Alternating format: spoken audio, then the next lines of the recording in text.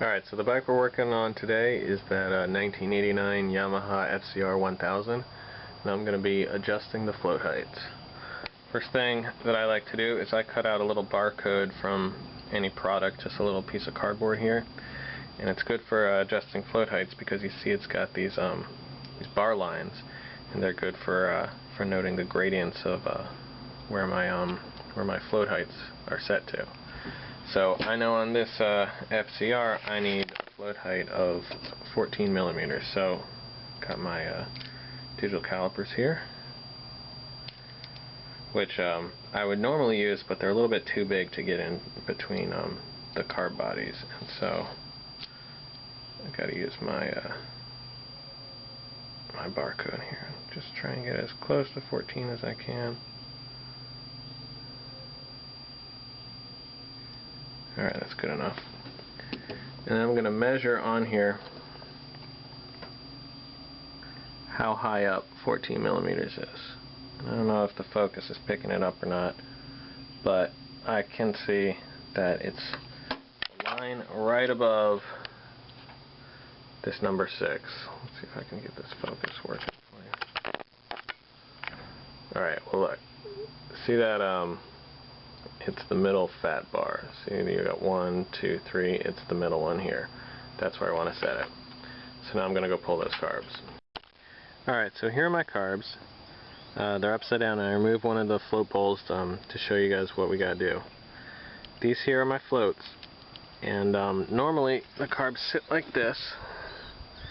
And this side here is pretty much full of gasoline. This side right in here. And what we need to do is adjust these floats so that only the exact amount of gasoline which is required to run this bike is in there at any given time, no more and no less. So to do that, what you gotta do is you peer down into your needle, which is right in here, and you look at it as it moves. It should move back and forth as you flick with it. If it doesn't, it's getting a little bit sticky and it's time to clean it or replace it. But it should move back and forth. This one moves okay. You'll notice that in the needle there's a tiny little spring, and this is to give just a little bit of upward thrust, a little bit of bounce to these needles and have them seat a little bit better. But that can make this process a little bit difficult. What you don't want to do is just sit them up right like here and measure them, because the weight of the floats is going to compress them a little bit. It's going to compress that spring, and that's going to give you a false reading. What you need to do is turn it on its side, like this.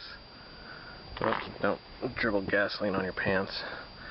Turn on its side like this, and measure from the top of this float to the side of the housing right here. I'm trying to hold it with 3 hands, but measure from the top of the float to the side of the housing. Exactly at the point where the needle closes, not where the spring in there, not where the spring compacts, but where the needle closes. So here, now my needle's open, just like that, and I'm just going to slowly rotate it. There, it's closed right there, and I'm going to measure it right from there. So I'm going to take my little barcode, I'm going to hold it right here. You all can see I'm holding it against the carb body right here. And then I'm going to peer down here, and I'm going to see where the very top of this corner of the carb float reaches to. And this one happens to be right where it needs to be, right at the 6 line. So that's good. This is my float after it's been extracted. If I needed to adjust it, I would bend, see this little metal tab right here? Right there? I would bend that one way or the other so that it either closes off the valve sooner or later.